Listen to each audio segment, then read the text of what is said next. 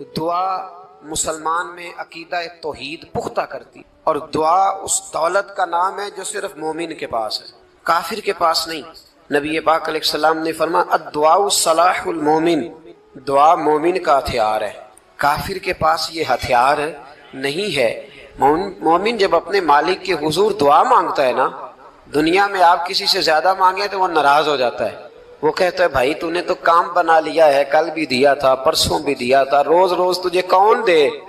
میرے نبی پاک علیہ السلام نے فرمایا جو اپنے رب سے زیادہ مانگتا ہے رب اس سے زیادہ راضی ہوتا ہے، زیادہ راضی ہوتا ہے۔ اب دعا مخصوص اوقات نہیں دعا کے، فرمایا اذا دعان، جب بھی دعا مانگو گے تمہارا رب تمہاری دعا کو، جب بھی دعا تو دعا کرتے رہنا چاہیے، ہر وقت دعا میں بندہ شامل رہے، اللہ کے ذکر میں شامل۔ یہ جو قرآن مجید نے کہا نا یا ایھا الذین آمنوا اذکروا اللہ ذکرا کثیرا، اے ایمان والو اپنے رب کا ذکر کثرت سے کرو، وسبحوہ بکرۃ واصیلا، اور صبح و شام اسی کی پاکی بیان کرو۔ تو اس سے مراد یہ نہیں ہے کہ تسبیح لے کے سارا دن مسجد میں بیٹھے رہو اور کام کوئی نہ کرو، بلکہ اس کا مطلب یہ ہے کہ روٹی شروع کرو تو اللہ کے نام سے، اختتام کرو تو اللہ کے نام، سو جاؤ تو رب کا نام لے کے، سویرے اٹھو تو اللہ کا نام لے کے، جب تمہیں کوئی چیز اچھی لگے تو ماشاء اللہ کہو، جب کوئی مصیبت آئے تو کہو انا للہ و انا الیہ راجعون۔ تو سارا دن اللہ کا ذکر جاری رہے گا۔ نبی پاک صلی اللہ علیہ وسلم نے مسلمان کو ایک دوسرے سے ملنے کا طریقہ بتایا۔ مصیبت آئے تو کیا کہنا ہے؟ صرف فوتگی پہ نہیں کہنا، اس کی وضاحت کر دو۔ کوئی بھی الذین اذا اصابتہم مصیبہ، جب بھی کوئی مصیبت آئے، اللہ کے بندے کہتے ہیں ہم اللہ کی طرف سے آئے ہیں اور اللہ کی طرف ہی ہم نے لوٹ جانا۔ تو میرے عزیز ہر وقت اللہ کا ذکر جاری رہے گا، ہر وقت زبان پہ رب کریم کا۔ دیکھیں نا نبی پاک علیہ السلام نے ہمیں ملاقات کا طریقہ بتایا۔ ایک صحابی آئے تو انہوں نے آ کے کہا السلام علیکم، نبی پاک علیہ السلام نے فرمایا رب تعالیٰ نے اسے 10 نیکیاں عطا فرمائی ہیں۔ دوسرے آئے تو انہوں نے کہا السلام علیکم ورحمۃ اللہ، تو محبوب فرمانے لگے، امام بہقی نے اس کو لکھا ہے، محبوب فرمانے لگے رب کریم نے اسے 20 نیکیاں عطا فرمائی۔ ایک اور آئے، عرض کیا السلام علیکم ورحمۃ اللہ وبرکاتہ، محبوب فرمانے لگے اللہ نے اسے 30 نیکیاں عطا فرمائی۔ اچھا اس کا مطلب کیا ہے؟ السلام علیکم، تم پر سلامتی ہو، سادہ ترجمہ یہ ہے کہ تم سلامت رہو، تم سلامت رہو، ورحمۃ اللہ وبرکاتہ، تم پر اللہ کی رحمت بھی ہو اور اس کی برکتیں بھی۔ وہ کیا کہتا ہے؟ وہ کہتا ہے وعلیکم السلام، تم پر بھی سلامتی ہو، ورحمۃ اللہ وبرکاتہ، اللہ کی رحمت ہو اور اس کی۔ یہ جو مسنون دعائیں ہیں نا جو حضور نے ہمیں دعائیں سکھائی ہر موقع پہ، ان کا کمال دیکھیے۔ اب ایک مسلمان نے آتے کہا السلام علیکم، اس کا مطلب کیا ہے؟ تم پر۔ اب وہ جھگڑا کرے گا، اسے مارے گا، اس کا مال چھینے گا؟ اس نے تو آتے ہی کہا تم پر سلامتی ہو۔ تو جو سلامتی کی دعا دینے والے ہیں وہ جیب تھوڑی کاٹیں گے، وہ غبن تھوڑی کریں گے، ڈاکہ تھوڑا ڈالیں گے۔ اسلام نے لفظ ہی وہ سکھایا ہے کہ فرمایا جب تم نے ملنا ہے تو تم نے دعائیں کرنی ہے ایک دوسرے کے لیے۔ اب ہمارے ہاں نئے نئے لفظ آ گئے، ٹیلی فون اٹھایا تو کہا ہیلو، اس کا کیا ترجمہ ہے؟ کون ہے، اس کا کیا ترجمہ ہے؟ جی جناب، اس کا کیا مطلب؟ ہم نے دیکھا بڑے بڑے سمجھدار لوگ السلام علیکم کی بجائے ایک کہتے ہیں کیا حال ہے۔ بھائی کیا عجیب بات ہے، بھائی کیا حال ہے کا کیا مطلب ہوا؟ وہ بعد میں کرنے کی بات ہے۔ اور کچھ تھوڑا سا جو ادیب ہیں، جو بیچارے حروف کے پیچ و تاب میں رہتے ہیں، وہ کہتے ہیں آداب عرض ہے۔ وہ کیا ہوتا ہے جی؟ اسلام نے دعا سکھائی ہے السلام علیکم، یہ کتنی خوبصورت دعا ہے۔ جب آپ گھر کے اندر داخل ہوئے تو آپ نے دعا دی السلام علیکم، یہ دعا دی آپ۔ ایک صحابی حاضر خدمت ہوئے، عرض کی یا رسول اللہ صلی اللہ علیہ وسلم میرے گھر میں غربت رہتی ہے، کیا کروں؟ نبی پاک علیہ السلام نے فرمایا جب بھی گھر جایا کرنا گھر والوں سے سلام لیا کر، گھر والوں سے کیا کہا کر؟ السلام علیکم، جب بھی گھر جائے۔ یعنی گھر آیا، اب گھر والوں نے بتایا کہ ماچس کی ڈبیا تو لے آؤ۔ اب یہ دکان کونے پہ تھی گھر والے پہ، وہاں سے ماچس کی ڈبیا لے کے واپس گیا تو کہنے لگا السلام علیکم۔ پھر گھر والوں نے کہا ہو بتانا یاد ہی نہیں رہا، چینی بھی ختم ہو گئی ہے۔ تو یہ پھر گیا چینی لینے، لوٹ کے آیا تو کیا کہا؟ جب اللہ چاہتا ہے تو کہے، جب اللہ کے رسول چاہتے ہیں تو کہے۔ اس کا ترجمہ یہ ہے کہ تو کہہ، تو سلام لے۔ اللہ رسول چاہ رہے ہیں کہ تو سلام لے تاکہ تیرے گھر میں سلامتیاں ڈال دی جائیں۔ تو فرمایا سلام لینی ہے تو نے، اور ساتھ تو نے اس طرح کرنا ہے کہ 3 دفعہ سورۃ اخلاص کو پڑھنا ہے۔ امام قرطبی نے اس کو لکھا ہے۔ اس نے کہا حضور غربت بڑی ہے، غربت بڑی ہے تو کہ وظیفہ بتائیں۔ فرمایا جب بھی گھر جاؤ سلام لو اور 3 دفعہ سورۃ اخلاص پڑھو۔ وہ صحابی کہتے ہیں میں پکا ہو گیا۔ اب وہ کچھ دنوں کے بعد، کچھ عرصے کے بعد، کچھ مہینوں کے بعد واپس آئے تو صحابہ کرام علیہم رضوان فرماتے ہیں ہماری خواہش تھی کہ یہ کچھ بیان کرے، اب بتائے جو وظیفہ لے کے گیا تھا اس کا رزلٹ کیا نکلا؟ کہتے اس نے بڑی حیرت انگیز بات کی، حیرت انگیز عجیب انداز میں۔ کچھ لوگوں کا دل ہوتا ہے نا کہ مجھے ملے میرے پڑوسی کو نہ ملے، اور کچھ کا دل ہوتا ہے یار مجھے بھی ملا ہے اور الحمدللہ میرے پڑوسی کو ملا ہے۔ تو صحابی جب حاضر ہوئے تو صحابہ کہتے ہیں ہمیں تجسس تھا کہ یہ کچھ بتائیں، تو حضور نے فرمایا کیا حال ہے تیرا؟ کہا یا رسول اللہ کمال ہی ہو گئی ہے حضور، میں جب بھی گھر جاتا ہوں سلام لیتا ہوں اور 3 دفعہ سورۃ اخلاص پڑھتا ہوں، میں تو امیر ہو ہی گیا ہوں، میرے تو ہمسائے بھی امیر ہو گئے۔ کتنا پیارا ہے یہ جملہ، کتنا حسن ہے، اتنا اچھا لفظ کسی اور کے پاس ہے ہی نہیں جو الفاظ ہمیں ہمارے رسول نے عطا فرمایا۔ اس کو اپنائیے، اس کو اپنائیے۔ یہ الگ بات ہے کہ لوگ مطلب کے لیے سلوٹ کر لیتے ہیں بڑا سارا، لیکن مطلب کے لیے نہیں۔ جس کو جانے اس سے بھی سلام لیں، جس مسلمان کو نہیں جانتے اس سے بھی۔ تو نبی پاک نے ہمیں مسنون دعائیں سکھائیں۔ رات کو جب سونے لگیں اللہ کے رسول صلی اللہ علیہ وسلم نے ہمیں دعا سکھائی۔ حضور نے فرمایا جب سونے لگو تو مسلم شریف میں فرمایا تم نے یہ دعا پڑھنی، اللہم باسمک اموت و احیا، تم نے کہنا اے اللہ میں تیرے نام پر مرتا ہوں اور تیرے نام پر جیتا ہوں۔ نبی پاک صلی اللہ علیہ وسلم نے ایک حدیث میں فرمایا کہ یہ جو نیند ہے نا یہ موت کی چھوٹی بہن ہے، یہ موت کا ایک حصہ ہے۔ جس طرح انسان سو جائے تو کوئی خبر نہیں ہوتی کیا ہو رہا ہے، بالکل وہ اٹھا ہے تو اس نے کہا ہو یہ کیا ہوا، سو جاتا ہے نا آدمی اسے خبر نہیں ہوتی، اوہو میں نے تو 11 بجے اٹھنا تھا یہ تو 3 بج گئے، اب اسے خبر نہ رہی۔ سوتے ہوئے لوگ چوری کر لیتے ہیں، بلکہ اس طرح بھی ہوتا ہے کہ آدمی نے گکھڑ اترنا تھا، وہ پنڈی سے آ رہا تھا لیکن وہ سویا ہوا تھا، آنکھ تب کھلی جب کاموں کی آ گیا تھا، اب اس کا اس پر زور ہے۔ تو فرمایا کیا پتا اب تو کھل گئی کاموں کی، جا کے لاہور جا کے کسی جگہ پہنچ کے، تو یہ بھی ممکن ہے کہ کھلے ہی نہ، نیند ہی موت کا سبب بن جائے، تو کہہ کے سو کہ یا اللہ تیرے نام پہ سو رہا ہوں۔ اللہ کس نام پہ سو رہا ہوں؟ یار اگر ہم ان دعاؤں کا حسن سمجھے مت، اللہم باسمک اموت و احیا، یا اللہ میں تیرے نام پہ سوتا ہوں اور تیرے نام پر اٹھتا ہوں، گویا کہہ رہا یا اللہ میری نیند بھی تیرے فضل سے ہی ہے، اور اگر آنکھ کھل جائے تو وہ بھی تیرے فضل سے ہی ہے۔ کتنا اعلیٰ نبی پاک علیہ السلام نے انداز سکھایا۔ اور پھر بخاری شریف میں حدیث موجود ہے، فرمایا جب اٹھو تو کہو الحمدللہ الذی احیانا بعد ما اماتنا والیہ النشور۔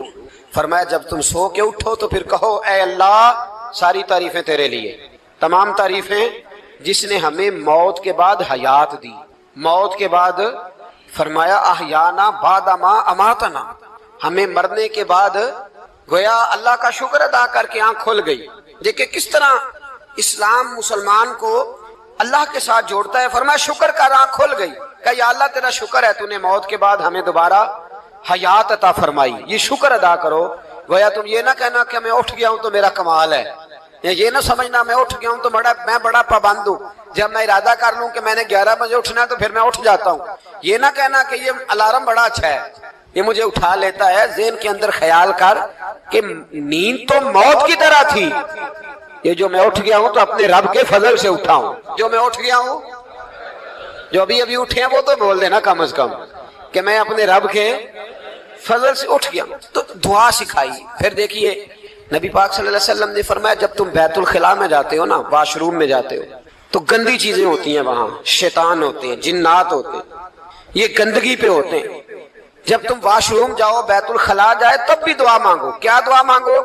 وہ دعا بھی نبی پاک صلی اللہ علیہ وسلم نے ہمیں تعلیم فرمائی اور بخاری میں ہے، کہا پڑھا کرو اللہم انی اعوذ بک من الخبث والخبائث، کہو اے اللہ ناپاک چیزوں سے میں تیری پناہ مانگتا ہوں، وہ نر ہوں یا مادہ ہوں، اللہ میں تیری پناہ مانگتا ہوں۔ واش روم کے اندر بہت ساری بری چیزیں ہوتی ہیں، جوان میری بات پر توجہ فرمائیں، وہاں بہت ساری گندی چیزیں ہوتی ہیں۔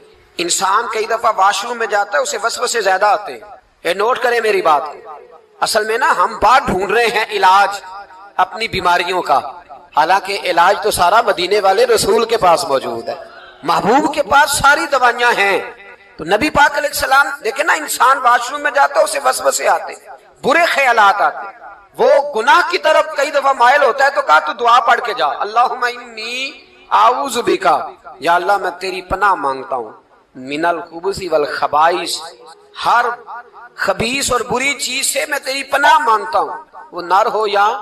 यार कितना अजीम दीन है, कितना अजीम मेरे मुस्तफ़ा करीम का वो वाला दीन है। असल में अल्लाह करे बीए पास बच्चे को बैतुल खला की दुआ भी याद हो जाए, ऐसे याद हो जाए, और इसके माँ बाप समझ लें कि जवान हो गया है, अब हो सकता है इसकी तरफ शैतान हमला ज्यादा करे, इसे खराब करने की कोशिश करे, तो लिहाजा इसे दुआ सिखाई जाए ताकि इसको पहले से पता हो कि मैंने उस बेईमान से बचना किस तरह से। अब आप देखिए नबी पाक अलैहिस्सलातु सलाम ने हमें दुआ सिखाई मुसन्नफ इब्न अबी शैबा में। कौन सी दुआ? वाशरूम से निकलने की। अल्लाह अकबर, बड़ी जबरदस्त दुआ है, बड़ी जबरदस्त। आप यकीन करें इस एक एक दुआ पर एक एक पूरा बयान हो सकता है, एक एक। ये इसलिए नहीं मैं कह रहा कि मैं कोई आलिम फाजल आदमी हूँ, आप कहेंगे कि बता रहे हैं मैं बड़ा पढ़ा लिखा हूँ। सिर्फ ये अर्ज कर रहा हूँ कि इसके फवायद पर, समरात पर जो अल्लाह तबारक व तआला उम्मत को देता है, इन दुआओं की जो फजीलत हदीसों में आई, और फिर जो इसके फवायद है, अगर उस पर बात करूं तो एक दुआ तकाजा करती है कि उस पर पूरा एक लेक्चर होना चाहिए। देखिए आप वाशरूम से निकले, दुआ क्या है? दुआ के लफ्ज क्या? अल्हम्दुलिल्लाहिल्लज़ी। एक हदीस में लफ्ज है गुफरानका, गुफरानका, ऐ अल्लाह मैं तुझसे बख्शिश चाहता हूँ। और जो मशहूर और मारूफ है मुसन्नफ इब्न अबी शैबा की रवायत, फरमाया अल्हम्दुलिल्लाहिल्लज़ी अज़हबा अन्निल अज़ाब आफानी, फरमाया ए अल्लाह तेरा शुक्र है। वाशरूम से निकला है तो कह रहा है या अल्लाह तेरा शुक्र है, तूने मुझसे अजियत दूर की, व आफानी, और तूने मुझे आफियत अता कर दी। अजियत दूर कर दी और आफियत। बोलिए, वाशरूम से निकला है तो क्या कहता है? या अल्लाह तेरा शुक्र है, तूने मुझसे अजियत दूर कर दी और मुझे आफियत। डॉक्टर, हकीम, होम्योपैथिक एक चीज पर मुत्तफिक कम होते हैं, पता है ना आपको, लेकिन इस बात पर सबका इत्तेफाक है कि अगर किसी को कब्ज हो जाए ना तो शायद 70 या 72 बीमारियां लग जाती हैं। और जब आदमी को कब्ज होती है ना, पेट के अंदर फुजला जम जाता है, खारिज नहीं होता, उसको आसाब की बीमारी होती है, उसके जहन पर असर होता है उस चीज का। आप ये मत समझे कि खाना खाना ये कमाल है, अल्लाह ने ये भी नेमत बनाई है कि खाना जब खारिज होता है तो वो भी अल्लाह का बहुत बड़ा एहसान है। तो फरमाया तू समझा ही नहीं, अगर तुझे कब्ज हो जाती, तेरे पेट के अंदर वो चीज जम जाती, तेरे लिए कितनी तकलीफ का बायस थी। उन लोगों से पूछिए जो इसके बीमार हैं, इसके मरीज हैं, वो कितनी तकलीफ में रहते हैं, सर में दर्द होता है, सर चकराते हैं। एक बहुत बड़ा रोड एक्सीडेंट हुआ तो ड्राइवर से लोगों ने पूछा कि मसला क्या है, तो कहने लगा मैं कब्ज का मरीज हूँ, तो मैं खाना खा लेता हूँ तो मेरे जहन पर वो इस कदर ज्यादा गैस का गलबा होता है कि मैं सख्त तकलीफ में हूँ। नबी पाक अलैहिस्सलाम ने हमें समझाया और बताया कि समझ लो यारो, खाना खाने की नेमत तो अल्लाह ने तुम्हें अता फरमाई है, लेकिन खाना खाने के बाद उसका इखराज भी अल्लाह की बहुत बड़ी नेमत है, तो अल्लाह का शुक्र अदा करो। फिर जब आप घर से निकलेंगे तो भी उसकी दुआ इरशाद फरमाई, बिस्मिल्लाह तवक्कलतु अलल्लाह, अल्लाह के नाम से घर से निकलता हूँ और मैंने भरोसा भी अल्लाह के नाम पे किया। जब घर से निकलें तो किसके नाम पे भरोसा करें? बोलिए, हजरत राबिया बसरिया रहमतुल्लाह अलैहा, आप तशरीफ ले गई हज करने, जिस दिन वापस आई अपना ऊंट कह गई जाती दफा, कहने लगी अल्लाह मैं तेरे हवाले करके जा रही हूँ और बिस्मिल्लाह तवक्कलतु अलल्लाह, भरोसा भी तेरी जात पे। जिस दिन वापस आई ना उसी दिन किसी ने बताया कि अम्मा आज ही तेरा ऊंट मर गया है, तो ऊंट के सराहने खड़ी होकर कहने लगी मौला मैं तो तेरे नाम पे, तेरे पे भरोसा करके गई थी, तेरे हवाले, मैं तो तेरे घर गई थी। तो लोग कहते हैं अम्मा के मुंह से लफ्ज निकले तो ऊंट जिंदा होके खड़ा हो गया, खड़ा हो गया वो। तो अम्मा कहने लगी नहीं तुम्हें गलती लगी है, मरा ही नहीं था, पहले से ही मौजूद था, वह अपनी करामत भी नहीं जाहिर होने दी। तो भाई घर से निकले तो किस लफ्ज पर कि या अल्लाह मैं तेरे भरोसे पे निकल रहा हूँ। मैं इसके दो फायदे होंगे, एक तो आप अल्लाह की अमान में जा रहे हैं, अल्लाह की अमान में आ रहे हैं, और दूसरा जिस घर को आप छोड़ के जा रहे हैं उसे भी अल्लाह की अमान में दे के जा रहे हैं। तो कितना लज्जत वाली दुआ है जो नबी करीम अलैहिस्सलाम ने हमें सिखाई। अब जरा हदीस सुने खुश होके, देखें हुजूर ने दुआ सिखाई। फरमाया जब देख लो ना किसी को हंसता हुआ, क्या करता हुआ, माशाअल्लाह आप तो हंसने लगे, जब किसी को हंसता हुआ देखो तो कहा करो अदहकल्लाहु सिन्नक, ये दुआ ये बुखारी है। फरमाया दुआ मांगा करो, जब किसी मोमिन को हंसते हुए देखो तो दुआ मांगो अदहकल्लाहु सिन्नक, अल्लाह तुझे हंसता ही रखे, अल्लाह तुझे। बोलिए, जल ना जाया करो कि मैं परेशान हूं तो ये हंस क्यों रहा है, जला ना करो, बल्कि क्या करो اللہ تجھے ہنستا رکھے، اللہ تجھے.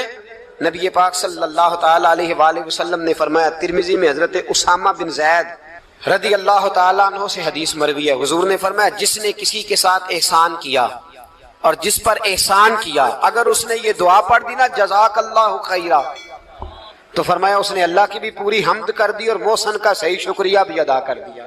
کیا کہنا ہے؟ جزاک اللہ، اللہ تجھے بہترین جزا عطا کرے. اس کا ترجمہ کیا ہے؟ اللہ تجھے بہترین، کیونکہ حضور فرماتے ہیں من لم یشکر الناس ولم یشکر اللہ، جس نے بندوں کا شکریہ ادا نہیں کیا اس نے اللہ کا بھی شکریہ ادا نہیں کرنا. تو کیا کہنا چاہیے؟ جزاک اللہ خیرا. اور اگر اماں کہتی ہو بچوں کو انگریزی سکھانی ہے تو کیا کہنا ہے پھر؟ شکریہ ادا کرنے میں کیا کہنا ہے؟ Thanks, thank you. او خدا کے اس کا ثواب کتنا ہے؟ بولے انگریزی ایک زبان ہے، اس کو زبان ہی رہنے دیں. لوگوں سے عزتیں تلاش کرتے ہو تو وہ کیا تمہیں عزت دیں گے؟ وہ تو کل اچھا کہتے ہیں پرسوں برا کہنے لگ جاتے ہیں. لوگوں کے سامنے گڈ بک میں آنا چاہو گے تو وہ تو سویرے تمہارے بارے میں کچھ کہیں گے، شام کچھ اور کہیں گے. اپنی روحانی زندگی آباد کریں، اپنے مسلح کو وقت دیں اور دنیا سے چھپ کر اس موبائل کو بند کر کے اور اپنے آپ سے بھی چھپ کے اور تنہا ہو کے چھپا کے سارا کچھ اپنے آنسو اپنے رب کی بارگاہ میں پیش کریں، اس کے حضور حاضری دیں. سنو نا ترمذی کی حدیث اور اسے یاد رکھنا. نبی پاک علیہ السلام نے فرمایا اپنے دکھ لوگوں کے سامنے نہ بیان کرنا، سیٹھوں نوابوں کو نہ بتاتے پھرنا، دنیا داروں کے سامنے جا کے نہ رونا کہ میں تکلیف میں ہوں. فرمایا اگر دنیا داروں کو دکھ بتاؤ گے رب تمہیں کبھی غنی نہیں کرے گا. اور لوگ ہیں کہ الٹا مذاق اڑائیں گے. آپ کی جس سے بڑی پکی یاری ہے نا، پکی، وہ تب تک پکی ہے جب تک آپ نے 50,000 مانگا نہیں. اور جس وقت آپ نے کہہ دیا کہ میں مجبور ہوں میری مدد کر، تو پھر ختم ہو گئی دوستی. لوگوں کی تعلقات آپ کے ساتھ تب تک ہیں جب تک آپ ان سے کوئی ضرورت وابستہ نہیں کرتے. کریم محبوب فرمانے لگے بندوں کے سامنے دکھ نہ بیان کرنا، اللہ تجھے کبھی غنی نہیں کرے گا. تو اپنے دکھ اپنے رب کو بتا، تو دعائیں مانگ، تو اس کی بارگاہ میں حاضر ہو، تو اس کے حضور عرض کر. فرمایا اپنے دکھ اپنے رب کو بتا، وہ جلدی کرے یا دیر سے کرے تجھے ساری دنیا سے بے نیاز کر دے گا، تجھے کسی کا محتاج نہیں رہنے دے گا. اپنے مسلح کو، اپنی دعاؤں. ایک بزرگ فرماتے ہیں میں نے دعا مانگنے کا طریقہ اپنی بیوی سے سیکھا. دعا مانگنے کا طریقہ اپنی، سیکھنے والے تو اپنے بچوں سے بھی سیکھ لیتے ہیں، سیکھنے والے تو ہر ایک سے سیکھتے ہیں. وہ کہتے ہیں میں نے دعا مانگنے کا سلیقہ اپنی بیوی سے سیکھا ہے. حضرت وہ کس طرح؟ فرمانے لگے میری بیوی نے نا مجھے کوئی کام بتایا، کچھ پیسوں کی ضرورت کے لیے کہا، تو میں نے اسے کہا کہ بھئی ابھی میرے پاس نہیں ہے، کچھ دنوں میں آتے ہیں تو میں دے دوں گا. عورتوں کی عادت ہوتی ہے وہ بار بار یاد کراتی ہیں. 2-4 دنوں کے بعد پھر اس نے کہا حضرت وہ میں نے کہا تھا کچھ پیسے، میں نے اسے کہا کہ ابھی میرے پاس نہیں ہے، کچھ دنوں میں ملتے ہیں تو میں تمہیں دے دوں گا. اس نے کچھ دنوں کے بعد پھر کہا حضور وہ میں نے کچھ پیسے کہے تھے. فرماتے میں نے ڈانٹ دیا، میں نے کہا کہ کیا تو روز مجھے شرمندہ کرتی ہے، کہا نا میرے پاس نہیں ہے، ہوں گے تو دے دوں گا، تو روز یاد کراتی ہے. فرماتے ہیں اس نے پہلے تو میری ڈانٹ کو سہا، پھر میرے سخت جملوں نے اس کی آنکھوں میں آنسو پیدا کر دیے، پھر اس نے اپنے آنچل میں اپنے اس دکھ کو سمیٹا اور پھر اس نے ایک جملہ کہا تو میں رو پڑا اور مجھے اپنے رب سے مانگنے کا طریقہ آ گیا. مجھے کہنے لگی حضرت جی آپ نے ڈانٹ دیا میں نے سہ لیا، پر آپ ہی میرے شوہر ہیں، بتائیں نا آپ سے نہ کہوں تو میں کس سے جا کے کہوں. فرماتے ہیں میں رو پڑا اور میں کھل کے رویا اور میں تڑپ کے رویا اور پھر میری سسکیاں بند گئیں. تو مجھے کہنے لگی آپ کو کیا ہوا؟ میں نے کہا مجھے بھی دعا مانگنی آ گئی ہے. جب میں اسے کہوں گا نا اللہ تو ہی میرا رب ہے، میں تجھ سے نہ کہوں تو میں کس سے جا کے کہوں؟ میں کیوں کسی بندے سے سوال کروں؟ میں کیوں کسی دنیا دار سے کہوں؟ میں تیرے بندوں کا، نیک بندوں کا وسیلہ لے کے، تیرے محبوب کی غلامی لے کے تیری بارگاہ میں آئیں، تجھ سے نہ مانگوں تو کس سے مانگوں؟ سمجھ آ گئی ہے؟ جب میں اس رنگ میں مانگوں گا تو پھر رب میرے اوپر بڑا ہی فضل فرمائے گا، وہ میرے اوپر بڑی رحمت کرے گا، وہ میرے لیے آسانیاں کرے. عزیز دوستو ہم اس طرح کرنے لگ گئے ہیں کہ ہم نے نا اپنے تعلقات پر اعتماد کرنا شروع کر دیا ہے. میرے تعلقات بہت ہیں. ہم نے اپنی دولت پر اعتماد کرنا شروع کر دیا ہے، میرے پاس دولت بہت ہے. ہم نے اپنے علم پر، اپنی شہرت پر اعتماد کرنا شروع کر دیا ہے کہ میرے پاس فلاں چیز بہت ہے. یاد رکھنا جب بے نیاز اپنی صفت بے نیازی دکھاتا ہے تو بڑی بڑی دولتوں والے مجبور نظر آتے ہیں. بھائیو جب انسان کا رشتہ اپنے مالک کے ساتھ ہوتا ہے پھر تو غم بھی کچھ نہیں کہتے، پریشانیاں بھی کچھ نہیں کہتی، پھر تو زندگی صبر والی، پھر تو زندگی توکل والی، پھر تو زندگی بھروسے والی، پھر انسان اپنے آپ کو رسوا نہیں کرتا، دنیا داروں سے امیدیں اس کی ختم ہو جاتی، امیدیں اللہ رسول سے لگا لیتا ہے، مضبوط ہو جاتا ہے، مضبوط، طاقتور ہو جاتا ہے، خوددار ہو جاتا ہے، باوقار باعزت ہو جاتا ہے۔ حضرت بہلول دانا رحمت اللہ علیہ بیٹھے تھے تو ہارون رشید حج کر کے آ رہا تھا، تو رستے میں حضرت شیخ سے ملاقات ہو گئی، تو السلام علیکم کے بعد کہنے لگا حضور کوئی حکم ہو تو بتائیے گا۔ تو حضرت بہلول دانا فرمانے لگے تیرا رب کون ہے؟ اس نے کہا اللہ۔ تو فرمایا میرا کون ہے؟ کہا اللہ۔ فرمانے لگے تو بڑا ہی بیوقوف ہے، کیا تو یہ سمجھتا ہے کہ رب ہارون رشید کو تو دے گا اور بہلول دانا کو بھول جائے گا؟ تیرا بھی وہی رب ہے، میرا بھی وہی رب ہے، اس نے اگر تجھے دے کے آزمایا ہے تو ہو سکتا ہے مجھے نہ دے کے آزما رہا ہو، جب اس کی حکمت کے تقاضے ہوں گے تو عطا کرے گا اور دے گا، تو جا اپنا کام کر۔ بھائی اپنی روحانی زندگی، اپنی عبادات، اپنے وظائف، اپنے روزمرہ کے معاملات، اپنی دعائیں، اپنا استغفار، دیکھو کوئی مشکل کام تو نہیں، 2 رکوع ہیں سورہ واقعہ کہ اگر رات کو پڑھ لی جائے تو۔ میں کس طرح یہ بات بیان کروں کہ تعویذ بانٹنا آسان ہے اور وظیفہ بتانا مشکل ہے؟ سارا دن تعویذ بانٹیں تو لوگ لینے کو تیار ہیں، اور اگر آپ وظیفہ بتائیں تو کہتے ہیں تو مشکل کام ہے۔ او خدا کے بندے، اگر آپ کا تعلق قرآن پاک کے ساتھ مضبوط ہو، قرآن پاک کے ساتھ اگر آپ کا رشتہ ہو، لوگ سفارشیں ڈھونڈتے ہیں نا دنیا میں، کوئی تعلق مل جائے تو میرا کام ہو جائے، دنیا میں اتنا مشکل معاملہ ہے، آخرت میں مجھے بتائیے گا کتنا مشکل معاملہ ہوگا۔ میرے نبی پاک صلی اللہ تعالی علیہ وسلم نے فرمایا جو لوگ سورہ ملک پڑھا کرتے تھے نا، سورہ ملک، یہ سورت ملک قیامت میں ان کی سفارش کرے گی، اور اس طرح کرے گی کہ کہے گی اے اللہ یہاں اس بندے کو جنت میں داخل کر دے یا مجھے قرآن پاک سے علیحدہ کر دے، تو رب فرمائے گا جا اس کا دامن تھام کے اسے جنت تک پہنچایا۔ آپ بات کو سمجھیں، جب آپ کے تعلقات اپنے معاملات کے ساتھ مضبوط ہوں گے، یہ نبی کریم نے وعدہ کیا ہے کہ تو سورت واقعہ پڑھ تیرے گھر میں فاقہ نہیں آئے۔ حضرت عبداللہ ابن مسعود رضی اللہ تعالیٰ عنہ بیمار تھے تو حضرت عثمان غنی رضی اللہ تعالیٰ عنہ تیمارداری کے لیے تشریف لے گئے اور جا کر کے کہا کہ آپ بڑے بیمار ہیں، آپ کی بیٹیاں زیادہ ہیں، میں چاہتا ہوں کہ خزانے میں سے کچھ مدد کروں۔ تو سیدنا عبداللہ ابن مسعود رضی اللہ تعالیٰ عنہ اٹھ کے بیٹھ گئے اور کہنے لگے امیر المومنین اللہ آپ کو میری طرف سے، میری بیٹیوں کی طرف سے بہتر صلہ دے، میری بیٹیوں کو کسی خزانے کی ضرورت نہیں، میں نے انہیں خزانہ دے دیا ہے۔ کہا جناب آپ نے کون سا خزانہ دیا ہے، میں آپ کے مالی معاملات کو جانتا ہوں۔ تو فرمانے لگے امیر المومنین میرے نبی کریم نے فرمایا ہے جو سورت واقعہ پڑھے اسے کبھی فاقہ نہیں آتا، میں نے بیٹیوں کو یاد کرا دی ہے، یہ خزانہ میں نے انہیں دے دیا ہے۔ وہ سارے والدین سنیں جو بیٹیوں کے لیے پریشان رہتے، حضرت عبداللہ ابن مسعود نصیحت کر رہے ہیں، فرمانے لگے میں نے سورت واقعہ یاد بھی کرا دی ہے، پڑھنے کی عادت بھی ڈال دی ہے، حضور نے فرمایا ہے جو سورت واقعہ پڑھے اسے فاقہ نہیں آتا۔